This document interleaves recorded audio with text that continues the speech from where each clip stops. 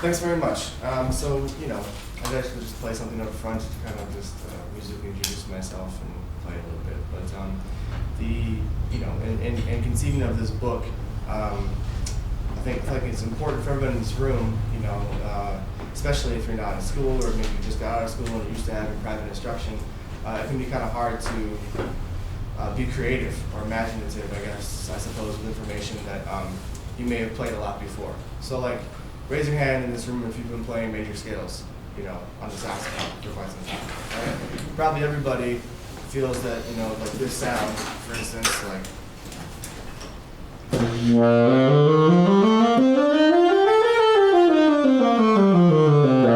most people are pretty confident that the B-flat major scale is no issue, right? And I think what happens is once you become confident in these things, where we feel like we got a handle on it, they can become less engaging to practice and more to the point. If we don't do different things with it, it can feel like they become boring and mundane. So as your own teacher, I think it's important to try to find ways that you can make practicing basic things more interesting and challenging for yourself over the course of your life in music. Because if you don't, it's really easy to feel burnt out musically. And that translates into other things that make you feel more burnt out as just a musician. I know this because it's happened to me. So you hear accounts of John Coltrane certainly practicing like, C major for like 14 hours. And when we read accounts of that kind of behavior, I think if you gave me C major for 14 minutes, I'd probably want to move on. So what is it about C major, or what is it about anything that we practice that we have that kind of ability to work with something like that, something as simple as that for that amount of time?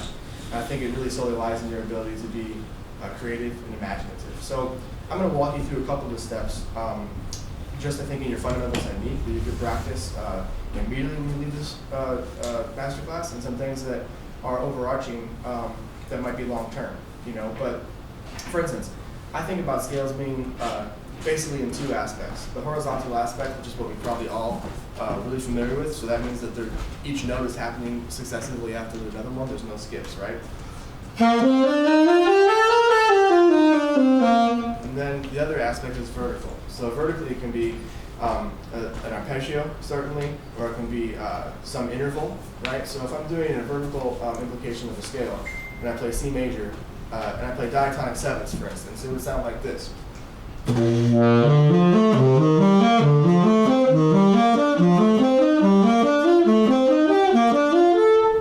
Right? So you can even hear that we're stacking notes and they're going higher, right? So that's one way of playing something for a scale vertically. Because now we're fleshing out a certain set of harmony.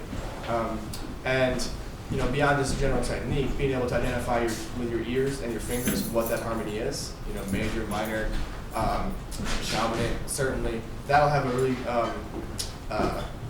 that'll have a big effect on how well or not well you do with playing over chord changes. So if you can connect the fundamentals to a bigger picture as far as like how they relate to chord symbols and that's an extra benefit of doing this kind of thing. So arpeggios, as I was saying, is one vertical aspect. Another vertical aspect is just an interval. So I'm sure everybody in this room has probably played something like this before, which is to say we're doing a major scale in thirds. So, right? This sounds familiar to most people. So like the same process can be done with every diatonic interval and chromatic interval. So quickly, I'll just show you, fourth diatonic key is C doing the same thing. Right, so now those are four steps apart. Fifth, similarly. Sixth. Seventh.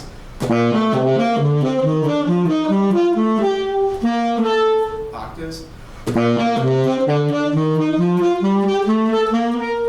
Right? So suddenly playing the scale, you have 8 different ways that you can play through it vertically. 9, actually, if you count the arpeggios, right?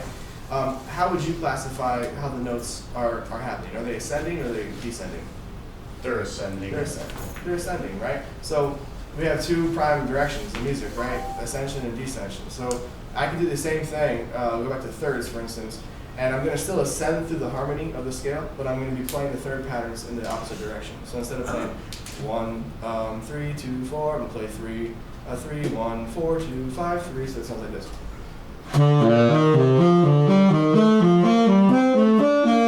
Right? So, quickly, fourth. Fifth.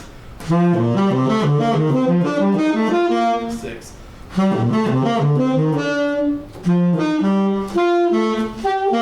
And seventh.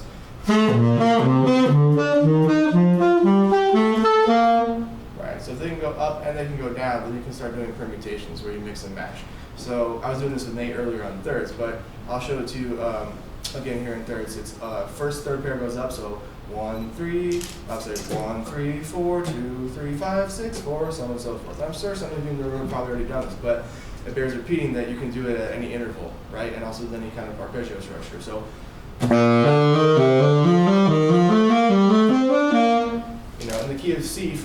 saxophone, that's really easy to do.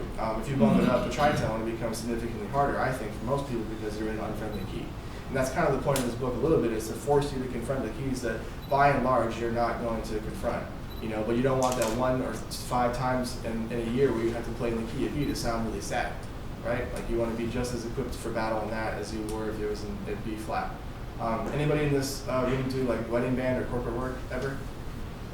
If you do, you already know that most of those songs are not in friendly keys, you know, and especially in New York, it may be different here, but especially in New York, the vibe is very much so that there is no music, that you're expected to know the tunes by ear, and that furthermore, you're able to, if the singer wants to do September down a half step, that's no problem, you know, and you have 4 measures to give the program or get lost, basically. So, like, I've been in enough of those situations to know that I gotta trust my ear and also be able to be competent in those keys. So not that I wrote this book to help you feel competent in wedding bands, but it is an added benefit, I suppose. So like doing that same thing, so just to refresh, 1 up, 1 down. In sevenths is way harder and it sounds way cooler, I think.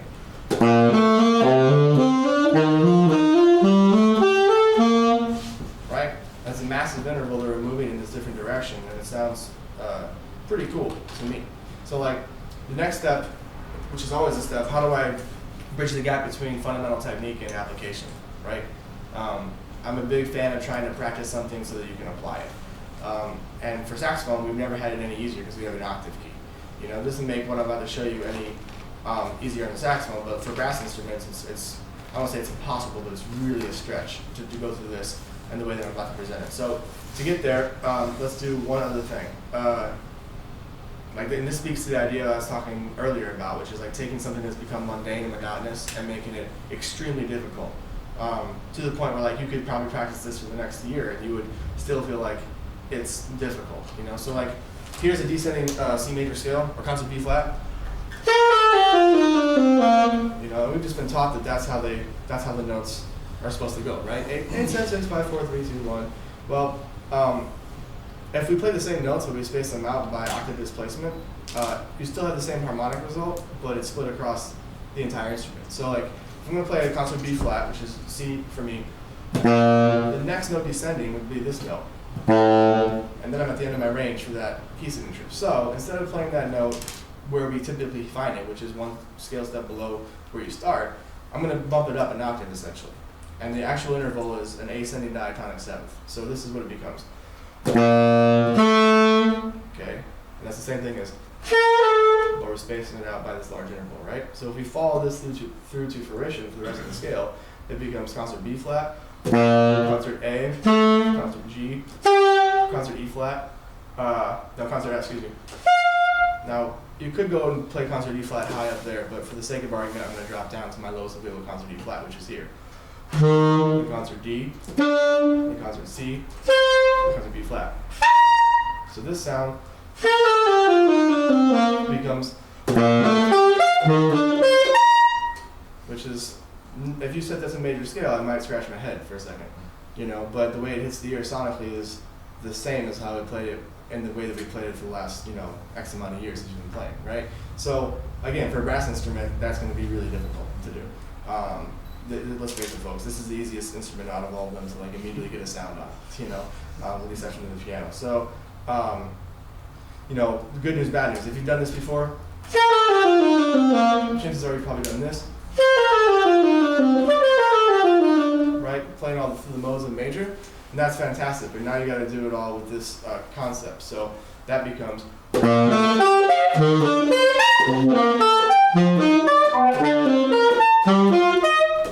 And so on and so forth, right? Again, the practicality of implying this on anything more than a ballad is pretty slim to none. But there's a way that you can take this information and one creative quirk, make it a lot more user-friendly. So for instance, if I go up a 7th, that's the first thing I did. So concert B flat, concert A, next note is concert G. And if I was following the pattern, it would be here. But I want to try to limit the octaves in which I play this. So I'm going to go up a 7th, then down a scale step, up a 7th, down a scale step, up a 7th, down a scale step, up a 7th.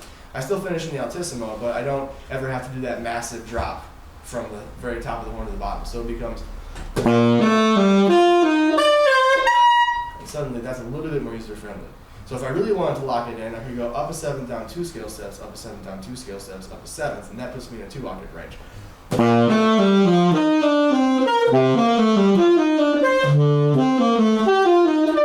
So on and so forth, right? And at the very least that gives you, if you never use this in improvisation, that's okay. But at the very least it gives you another way to keep yourself engaged and going beyond maintenance practice. Because I would suspect that for everyone in this room, like at a certain point in your life, if you put this much effort into something, you saw about this much discernible growth. Where I'm at in my life, I have to put about this much effort in to see about that much discernible growth. So like, if you're somewhere in between and you try to do even one of these concepts, I think, especially outside of an easy key, it's going to push you. So, you know, getting to, like, I'll play some of the things from the book here in a second and show you some spots where I was thinking this way exclusively, but applying this to a tune or a set of harmony, I'll present this. Like, there's a 2-5-1 to C major, right? And I'm going to play the notes 8, 7, 6, 5 descending all right next to each other for D minor, G7, and C major. So it sounds like this.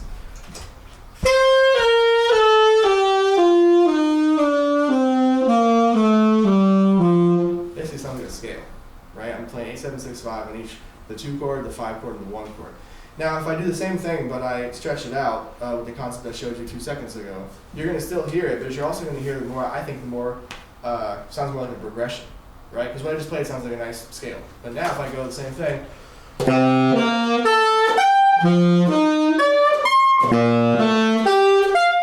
right, you can hear it kind of moving through the harmony a little bit because I'm stacking things vertically.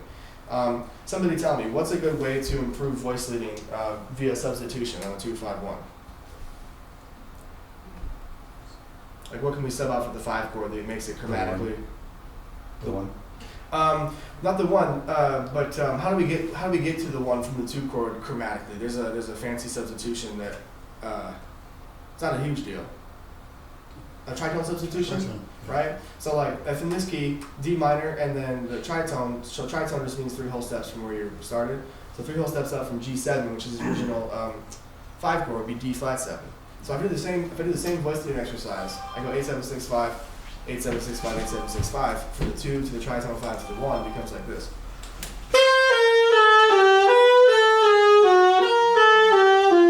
And if I apply that with the concept that I just showed you,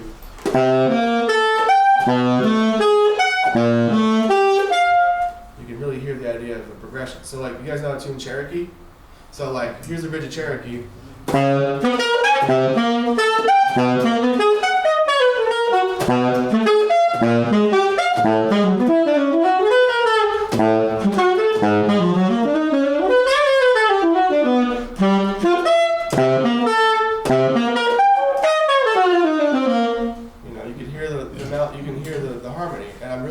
That's really difficult to do, but if I transcribe the other way, it would be this.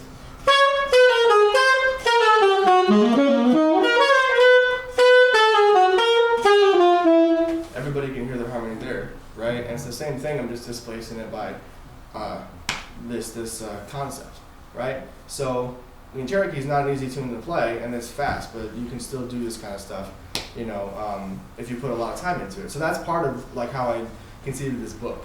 And I'm going to pass out a couple of copies so you can look along if you'd like. Give one here, one in the middle. You guys can look in the back. So like, I'll start with etude number 1, which is written over Take the A Train. And Take the A Train is not typically in the key of concert D flat, but oh well, here we are.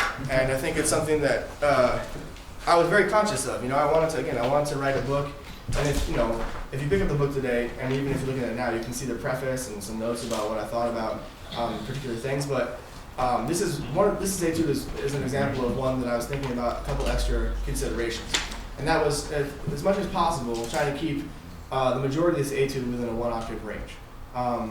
Most of it does that. The bridge kind of starts to veer out a little bit, but it pretty much stays from low B flat to middle B flat, with a couple of exceptions. So like, when I worked as a high school student, I grew up in Normal, Illinois, 2.5 hours from here, and I would go to Bloomington, Indiana a couple times a year to do these massive, like 8-hour-long days with David Baker at his house. And I remember he would give me these, what he called handcuffs. So he would say, okay, you need to play over a countdown, but you can only use you know, from low B flat to middle G.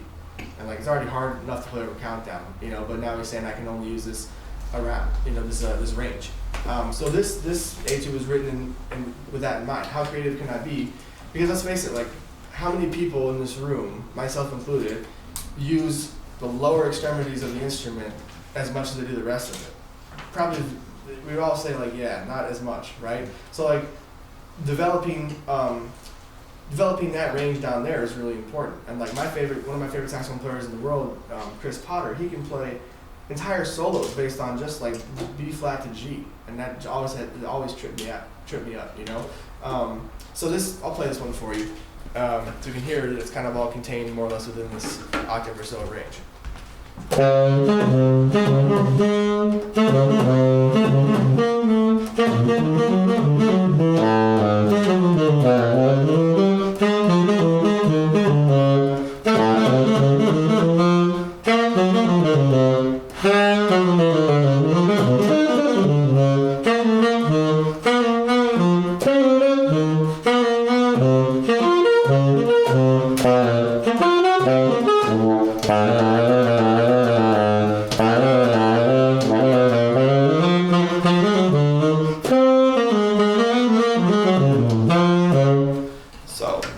Forgive me on a couple of those spots. I said I wrote it, I never said I could play it. It's been a while. But you can see that most of this is within 1 octave range, right? And the places where I've decided to go outside of the octave, mainly 21, 22, and 24, the articulation is the thing that becomes the most difficult to connect the downbeats of those phrases to the next series of notes. But if you analyze it like, okay, you look at 21, I'm playing. So diatonic to that chord, let's for the sake of argument, that's a 7th followed by a 5th followed by a 4th, right? Furthermore, none of those notes are outside of the chord: D natural, C, G, and C. So the power of just playing like interesting shapes with regular chord tones can't be overstated. So there's only a couple spots in here where I deviate from the harmony, and I try to indicate that, but majority of it is pretty, I think, pretty well laid out, you know, for each of these chords. So let's go to the next one real quick.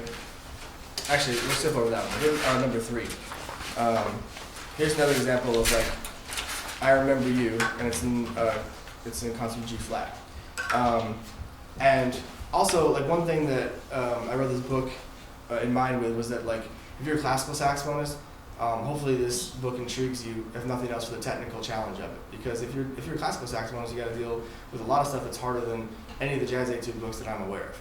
You know, so far as I know, there's not a whole lot of jazz etude books specifically that go into the Altissimo. Yet it's something that every tenor player my age, certainly, and younger, that's all they want to know about. It's like, how do I play like Ben Wendell in the Altissimo? You know, it's like, it's not by showing you a set of fingerings, it's by working on long tones. But here's a book that maybe, like, if you get to the point where you're trying to actually integrate it, hopefully it offers some kind of practical aspect on how to be at least dealing with a technical exercise. Some books that come to mind that force you to do this in the classical world are like anything by Guy Lecour, you know, Marcel Millet, certainly. I mean, any piece of like classical saxophone literature would also push you in this way. So this first one has you starting out on a high A flat.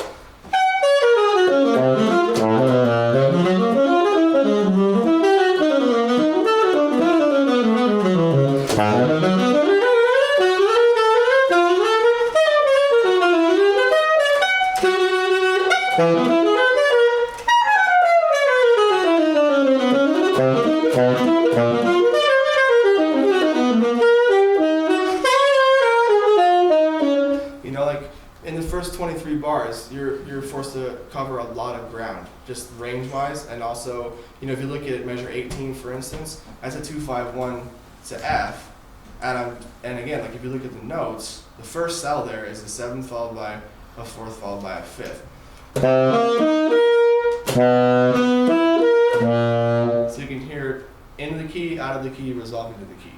And it's all, like if you look at the bottom 3 notes, you have D going to a D flat, going to a C, right? So that's where my head is at. You know, it doesn't have to be necessarily all centered around the roots. As long as you're moving the things in a smooth stepwise motion, you have the painting the colors above it with the intervals, it should work. You know, if you look at the tones on the C7, you have a D flat, another D flat, a G flat, and a C. So D flat and G flat can be classified as tensions, flat 9 and sharp 11, right? And then we resolve that to the downbeat of F major, where we're playing a strong chord tone, which is the fifth on the downbeat. So there's a lot of things that went into each of these etudes. Some of them have similarities, and some of them, you know, are written for pointed things. Like if you flip over to etude number 10, for instance, one thing that I work on with my students a lot to develop rhythmic vocabulary is trying to play the melody of a song at any pitch point that you want. So like the melody of this song, Having Us Jones, goes.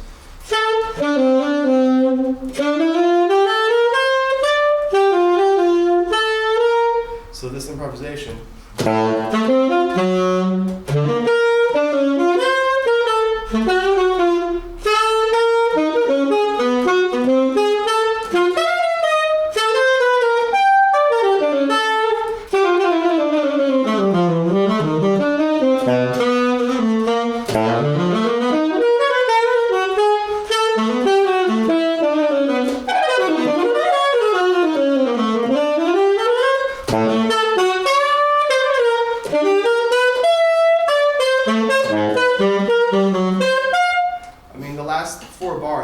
Are really hard because in the span of, what is that, 9 beats, you're covering from low B flat up to high G, so that's the entire range of the saxophone. And furthermore, like most of the stuff, like the other ones, are just basic chord tones or a few color notes. So I've talked a lot so far. There has to be questions about something. Somebody have a question about any of the stuff that we talked about so far, or more things that can expound upon, or? Yeah. So beyond just the harmonic aspect of getting this to work, there's also just the pedagogical getting the note to speak when you're jumping these exercises, right? Yeah. And especially at the faster tempos you go. Is there things that you work on, just, you know, the technical difficulties of the instrument that allow you to do these things a little more efficiently? Sure. Yeah, I mean, a lot of it centers, you're right around like sound and tone production, and certainly having a really ergonomic set of fingerings for Altissimo is really helpful. For years, until I had a lesson with Ben, actually, I was using a set of fingerings that was okay, and then he showed me one that was like far superior, and that made my life a lot easier. So if I go through my Altissimo fingerings, once I cross what I call the break, which is the G natural, my right hand essentially stays locked, so that I don't have to be picking this up ever again. And most of my notes happen in my left hand. So if I start on F,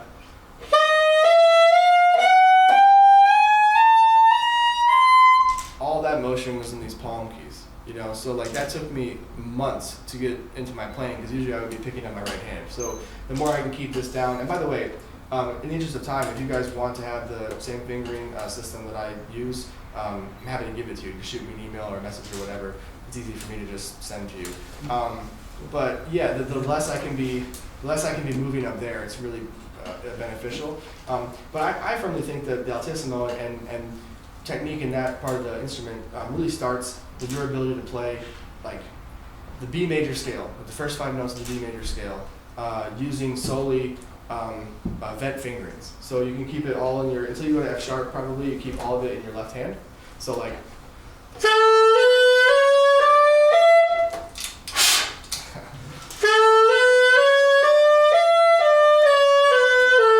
right? And if you've never played front E, you know, or like you've played it once and like that sounds horrendous, if you want to have success in Altissimo, like I would fold way harder than I probably already have playing this stuff, trying to use side E.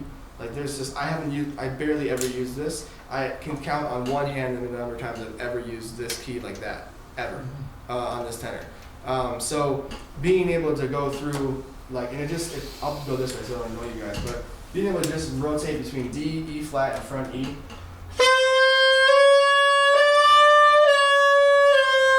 You know, and have that feel like it's not, like, okay, each note that I just played has the same weight, it belongs to the same character or sound. That's extremely important. And then taking things like, you know, the first 5 notes exercise would be like this.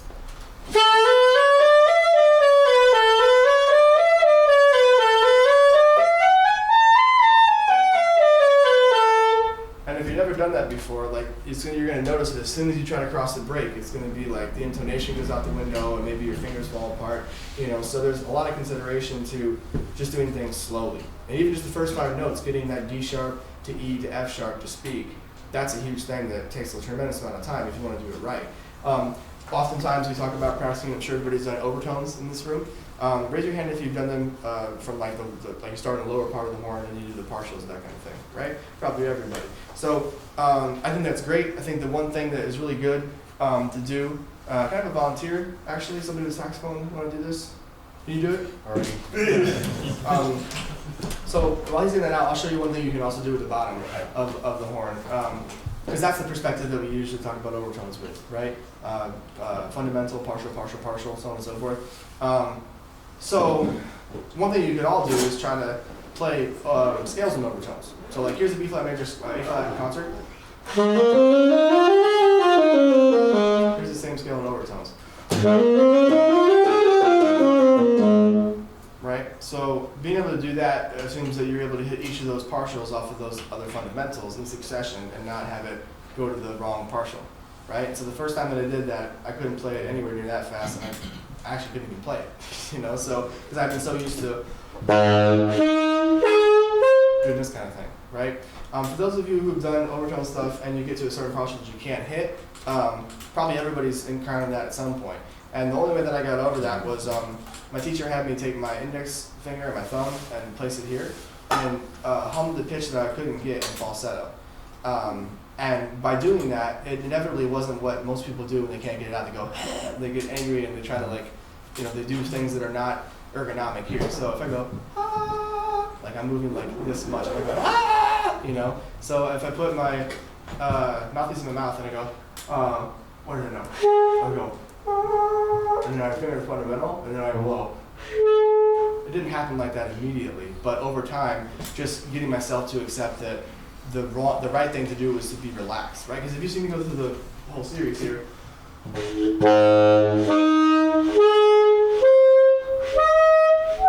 like there's not a lot of movement happening here. Maybe a slight amount, but I'm definitely not going. Like this is just what happens with most people because it's irritating. Like it's already an irritating thing to do to practice overtones. And when you can't get it to come out, the first thing you want to do is like, screw you, do something really, energetic. So, your name's Rob, is that right? Yep. Okay, cool. Can you play me, you stand. Can you play me a palm D with a good sound? Mid? Yeah, just one, palm D, high D. So get the sound that you want and hold it out. Okay, so now when you have the sound that you like, okay, don't interrupt the air, don't re-articulate. All I want you to do is I want you to switch your fingering to be G natural at the octave key. Okay? One of two things is going to happen. Either the note is not going to be supported and it's going to go ha, or it's going to be, you'll find out the other one in about 30 seconds. Okay? Man, that's actually like tremendously better than what usually happens. I'm really impressed. Try it again. Yeah, that's hey, I psyched you out. Go back to what you did. Okay, that's what happens usually, is that compared to the first pitch you played, was that pitch that you played just it was D and then G. It was lower than the other pitch. It's actually higher. It's higher. It's like, so this is what I heard. Trending upwards, right? So the point in doing this is that that's an overtone, right? You're overblowing this. You're forcing the physics of the instrument to do something that is the exact opposite of what you would do playing a regular one, right? You're covering holes instead of opening ones. So if I turn my back to you and I go,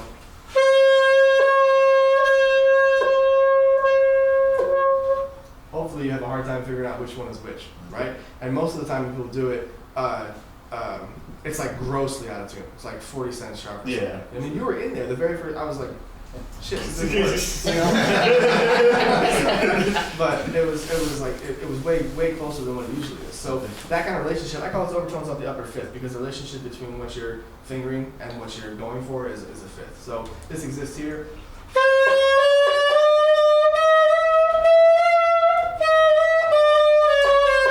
Right? If you ever heard one Michael Brecker record, you've heard that a lot, right? So like practicing that, getting that in tune, when you go and play, or whatever it may be, you know, you're gonna have a better chance of having those notes that initially get you in the Altissimo sound better, which context is important, right? I mean, you can sit down. Okay. We've all like heard the guy who like will get up to a high A and like hold the high A, and then as soon as they move a half step in either direction, it's like, is that the same cat? You know, so like that comes from doing some of the stuff that Mark had initially posed the question, like how do you get the other stuff involved to make sure that playing some of this stuff is more practical? Because this book, I will make no bones about it. It's not meant for beginning saxophone student, but it is meant for somebody who perhaps wants to be interested in developing their range and put it into a context that you can actually make some music with. You know, I'm not out to trip anybody up, but I'm also out to provide a text again that hopefully for the serious student, it provides something that's really challenging in the jazz idiom. And I guess beyond the things I've just said, some things that I do to develop, because you know, the stuff that I also take for granted doing these etudes is that there's a lot of breath support that has to be thought about. So how you practice tones and your breathing is really important. Making sure that like when you breathe, obviously that you're never doing this, that you're always going this way, and when you go this way, it also goes this way and that way. So one thing I do for flexibility as well is called the octave drop. And let's do you again, all right? So play the F natural with the octave key. Now take your thumb off and get the same sound. So what you're going to do is you're going to play that with no octave key, play that pitch, and then you're going to lift it down an octave, so something like this.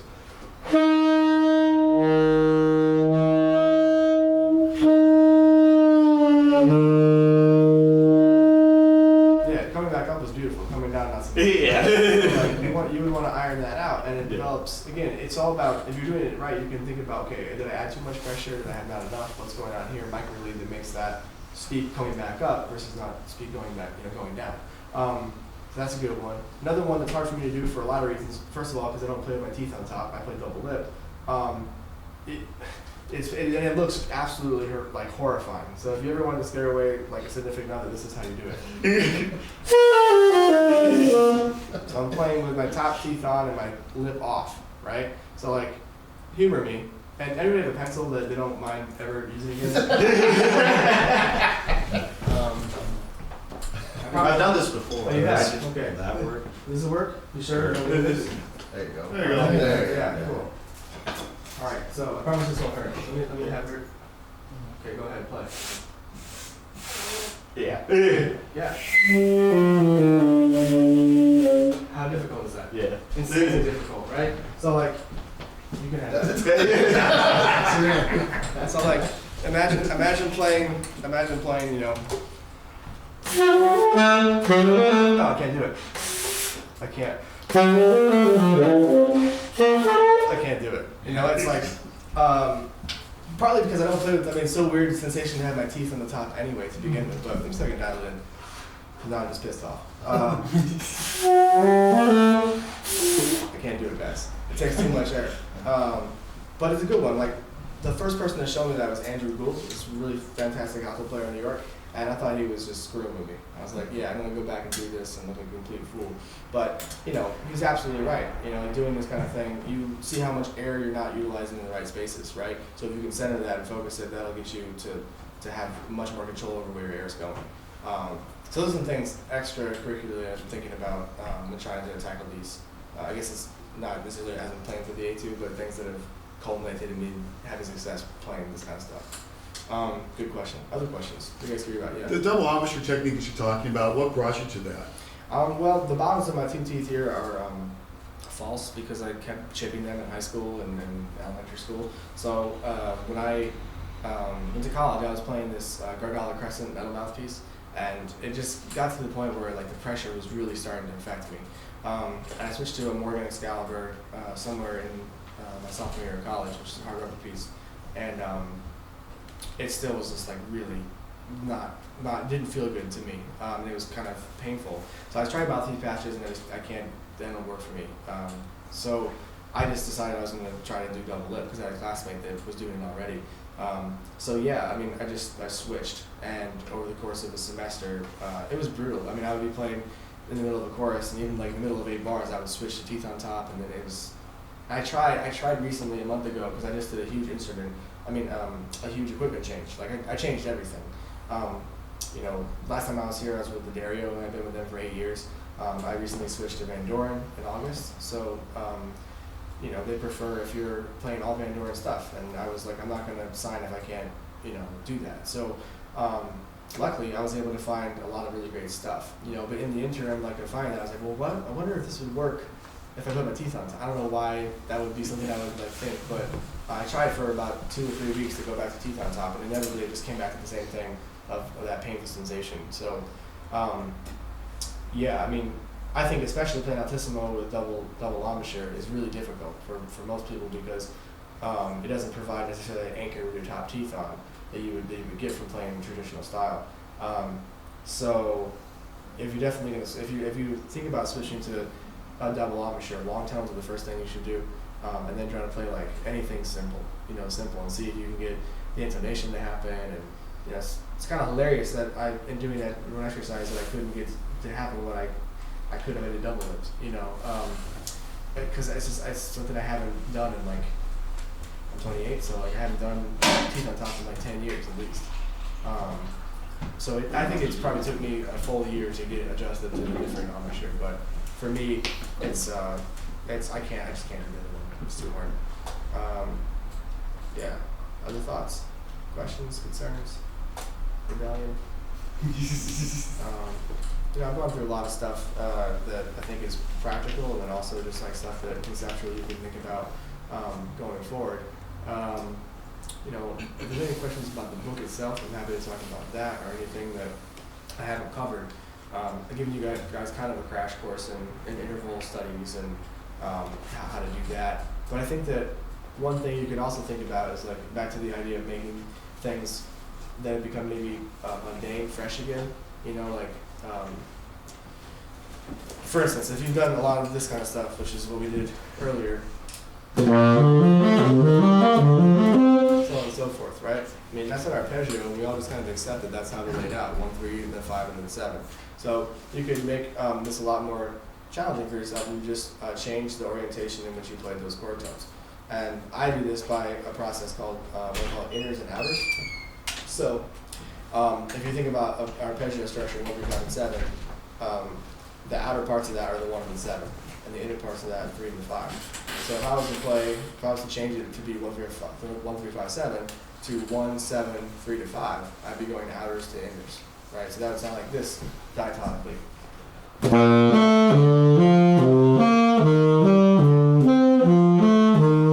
And so on and so forth, right? You still hear the shape of an arpeggio, but now it's being flipped, right? Or changed in some aspect. So like, then you enter in the idea of directional changes, which I spoke about 20 minutes ago. So I just arbitrarily said I was going to go 1 up to 7 and then 3 up to 5. I could also go 1 down to 7 and 5 down to 3. So that was like this.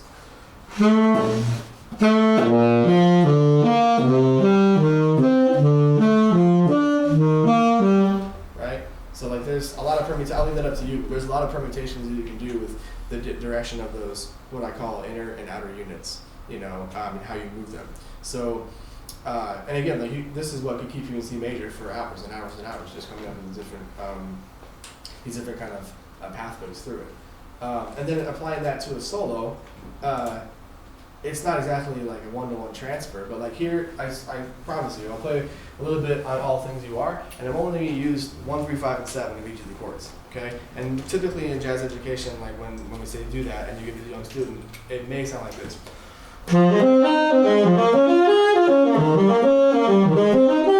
And that's one level of functionality, right? Like I can hear the chord changes, but if you can find a jazz record where people solo like that, I want to hear it. So I don't think it exists, you know. But here's the same information, and granted, I'm taking for granted that I have worked on this, you know, a lot. But like, essentially, what I'm doing is I'm reorienting the chord tones in whatever fashion I want.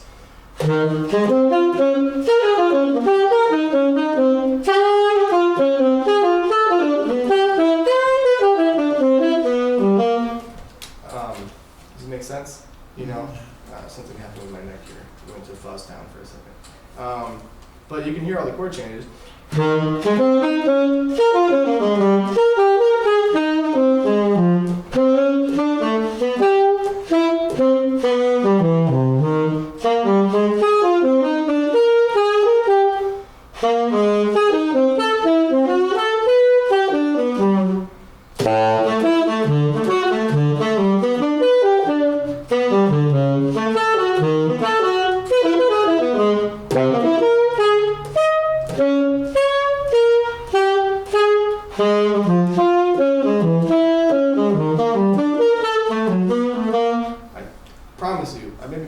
1/9 the entire time, but everything else was 1/5 and 7.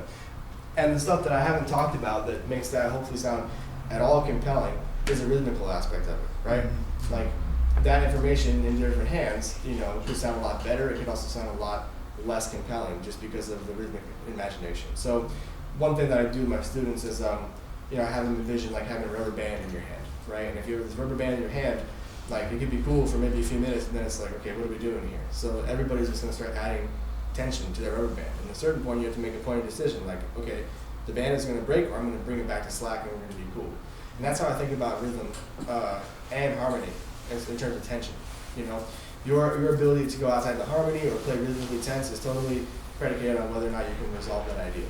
You know, as far away from home as you go, you better get back to home, otherwise you're lost. You know, so something, you know, like working on rhythm as a saxophone player is something I hadn't even conceptualized really until I got to college. But if you think about it, it makes perfect sense because all the deepest improvisers, you know, that we listen to, that when you play solo, first of all, you don't need anything else. Like you have the whole band. They can flush out all the harmony, they have the rhythmic things, you know. I mean, raise your hand if you ever gone and heard somebody that, like, for the first 4 choruses you're hooked because it's super impressive eighth notes, and then, like, after that you're like, what else can this person do, right? I mean, that's certainly one level of proficiency, and I'm not knocking that at all because that's super important. But people like Sonny Rollins or Joe Henderson or Chris Potter, you know, like their ability to stretch the rhythm and the harmony at the same time and make this beautiful statement out of it is why I keep playing saxophone. You know, try to take from that well of just like sheer virtuosity in both camps.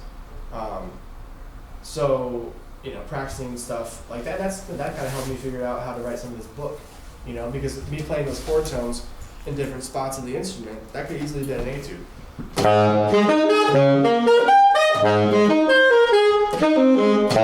Sorry.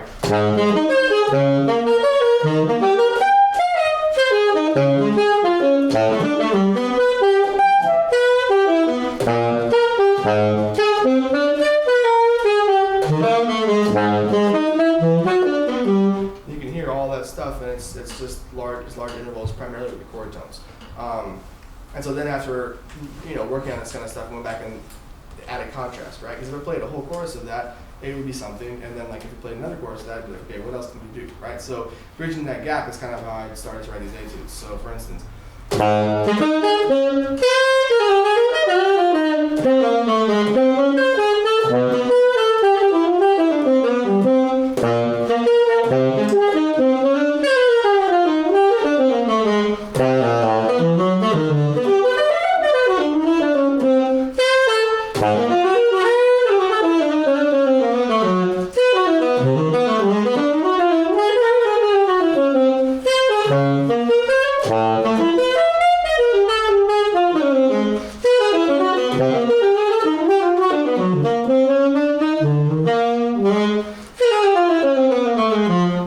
so part of the inner workings of that, what I just played, was a mixture of vocabulary, linear-based stuff, right? And then this intervallic stuff that painted the same harmonic picture, but in a different band.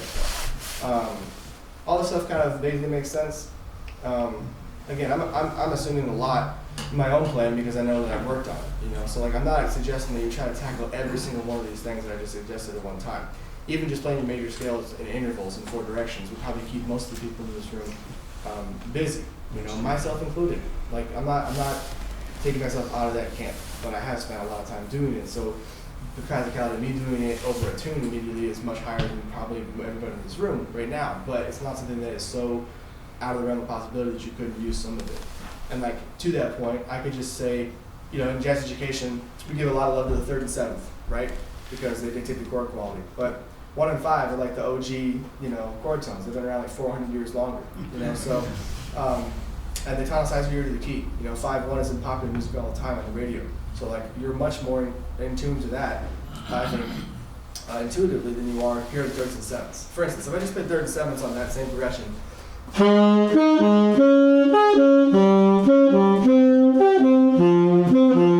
mean, maybe you'd notice all things you are if I didn't tell you ahead of time, or maybe you wouldn't. But if I played,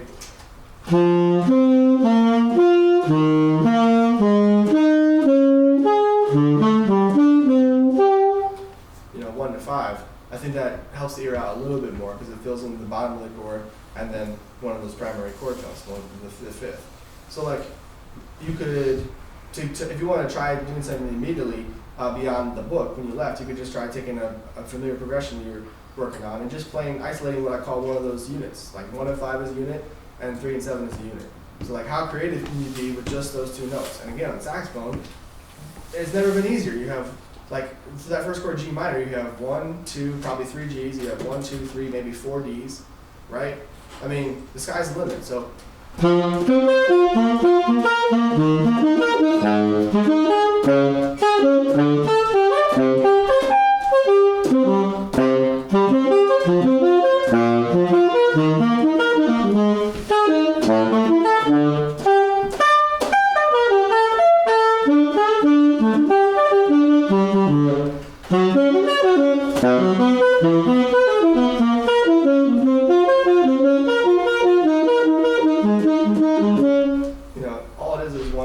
With the exception of like 1 note around the D7 going back to the last day, I apologize. Or that kind of thing. Yeah, do your thing, don't worry.